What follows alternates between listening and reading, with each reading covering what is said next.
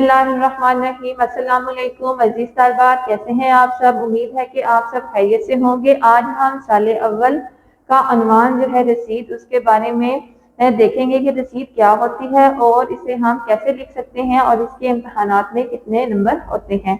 हमारे इम्तहान में ये 10 नंबर का सवाल होता है।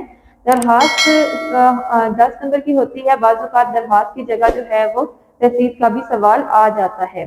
तो अजीज तलबात, मैं एक बात आपको बताती चलूँ कि जो रसीद है वो उसमें और दरखास्त में कोई भी चॉइस हमें नहीं आती, यानी कि हमने किसी एक चीज़ का इंतखाब नहीं करना होता। बाज़ औक़ात हमारी दरखास्त आ जाती है और बाज़ औक़ात जो है हमारे पेपर में रसीद का सवाल आ जाता है। तो रसीद जो है वो हम किसी भी रकम की वसूली के लिए उसके सबूत के तौर पर जो है वो लिखते हैं तहरीरी सूरत में, ठीक है। तो ये लेन देन के मामला को जो है हमें लिखना जो होता है उसे हम जो है वो रसीद कहते हैं। रसीद के बारे में कुरान पाक में भी इरशाद है कि ए ईमान वालो, जब कोई लेन देन का मामला हो तो उसे लिख लिया करो, यानी कि रसीद को लिख लेना चाहिए। तो इसकी वजह यह है कि रसीद अगर हम लिख लेते हैं तो हमें जो है वो माशरी तौर पर जो है किसी भी उलझन का हम शिकार नहीं होते। माशरे में हमें कोई भी मसले मसाइल नहीं होते, क्योंकि हमारे पास जो है वो लिखा हुआ सबूत मौजूद होता है। ये बात आपको क्लियर होगी। अब जो है वो हम रसीद की तरफ चलते हैं कि हम रसीद को कैसे लिख सकते हैं। तो मैं आपको एक बात बताती चलूँ कि दरखास्त जिस तरह हम नए सफ़े पर लिखते हैं, इसी तरह रसीद के लिए भी हम नए सफ़े का इस्तेमाल करते हैं। और इसमें जो है आपने कभी ऐसा नहीं करना कि जो है वो कोई सवाल खत्म हुआ है तो उसके नीचे से ही आपने रसीद लिखना शुरू कर देनी हो, ठीक है। ये जो है 10 नंबर का हमारे जो है वो निसाब का जो है वो सवाल है। तो आपने पेपर में देखना है, इसको अच्छे से करना है। इसके नंबर की डिवाइड जो है वो भी मैं आपको बताऊंगी कि इसकी तकसीम कैसे करनी है हमने। तो आपको मैं एक और बात बताती चलूँ कि जब भी आपने रसीद लिखनी है, आपने उसको जो है वो अच्छे से पढ़ के देख कर लिखना है। अगर जो है हमारी रसीद मोटरसाइकिल, कार पे या किसी बेंच पे आ जाए तो उसको कैसे लिखना है वो भी मैं आपको बताती चलूँ। अगर कार पे आ जाए तो इस तरह आपने कार का number, engine number, registration number, ये उसका रंग कैसा है वो आपने लिखना है। अगर मोटरसाइकिल पे आ जाए तो आपने जो है उसी तरह उसका मॉडल नंबर, रजिस्ट्रेशन नंबर और जो है उसका रंग, ये सारा आपने लिखना है, ठीक है। और अगर किसी जानवर पे आ जाए तो आपने उसकी उम्र, उसका हुलिया, ये सब लिखना है, ठीक है।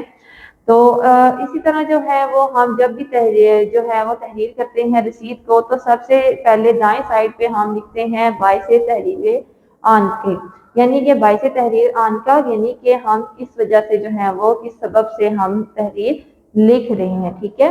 रसीद की वजह क्या है लिखने की, इसे ये फारसी जुबान का लफ्ज है। इसका मतलब है कि इसकी वजह या इसका सबब ये है। तो इसी तरह रकम के लिए हम मुबलिग का लफ्ज इस्तेमाल करते हैं। जितनी रकम हो उसको हम जो है वो हिस्सों में भी लिखते हैं और हम गिनती में भी लिखते हैं, यानी गिनती जो है वो हिस्सों में हमने लिखनी है और दूसरा जो है वो हमने उर्दू में भी इसकी तारीख लिखनी है, ठीक है, वो रकम लिखनी है, सॉरी।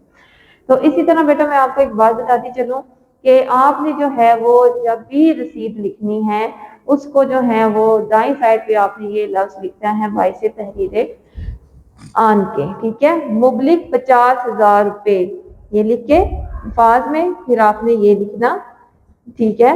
हिस्सों में गिनती लिखनी है। निफ्स जिनकी, हमेशा जो है जितने आपकी रकम हो उसका निफ्स जरूर लिखा करें।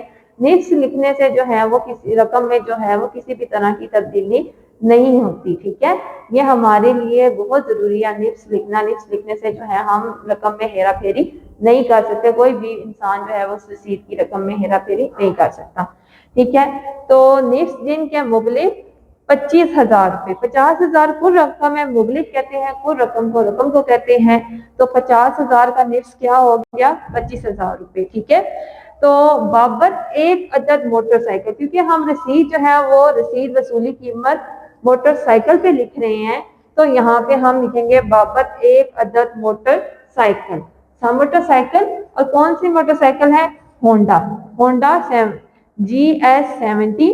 इंजन नंबर इसका हमने लिखा, फिर रजिस्ट्रेशन नंबर लिखा, ठीक है। इसके बाद आपने लिखना है अजान जनाब, यानी कि जिसको आप جو ہے وہ رسید لکھ کے دے رہے ہیں، اس کا نام، اس کے والد کا نام، پتہ، نقد وصولی، یہ آپ نے لکھنا ہے۔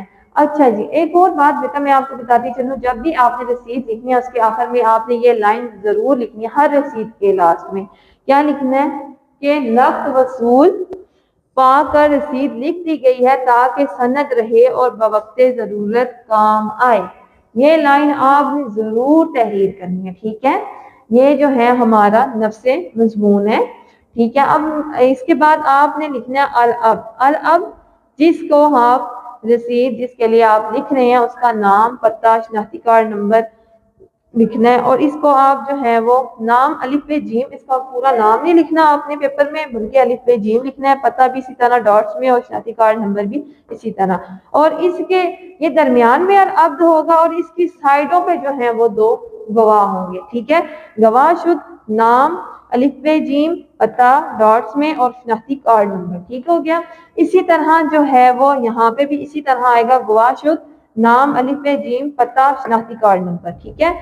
تو اب آپ کو میں ایک بات بتاتی چلوں کہ جو اس میں آپ نے تاریخ لکھنی ہے وہ آپ نے جو ہے وہ ادھر العبد کے نیچے یعنی مڈ میں لکھنی ہے، سب سے آخر میں، ٹھیک ہے؟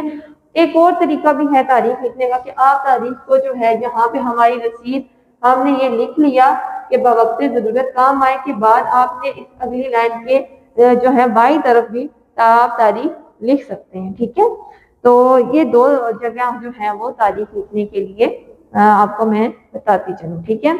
تو آپ نے ہمیشہ جو ہے وہ جب تاریخ لکھنی ہے تو آپ نے اس طرح سے لکھنی ہے، جیسے اب یہ بائیں سائڈ ہے نا اگلی مختررہ تاریخ، جیسے کہ اگر 2 مارچ ہے، 2 مارچ میں آپ نے یہاں پر جو ہے وہ ڈیش چھوٹی سی ڈالنی ہے اور پھر یہاں پہ ایسے لکھیں، ٹھیک ہے کیا؟ تو یہ دو طریقے ہیں تاریخ میں، یا اس طرح سے لکھیں گے، اگر یہاں لکھیں گے تو پھر آپ یہاں تاریخ نہیں لکھیں گے، ٹھیک ہے؟ تو آپ کو میں ایک بات یہ بتا دوں، ٹھیک ہے؟ اسی طرح جو ہے وہ اب آپ کو میں نمبروں کی تقسیم کے بارے میں اس کی، ٹھیک ہے؟ تو آپ کو میں ایک بات یہ بتا دوں، ٹھیک ہے؟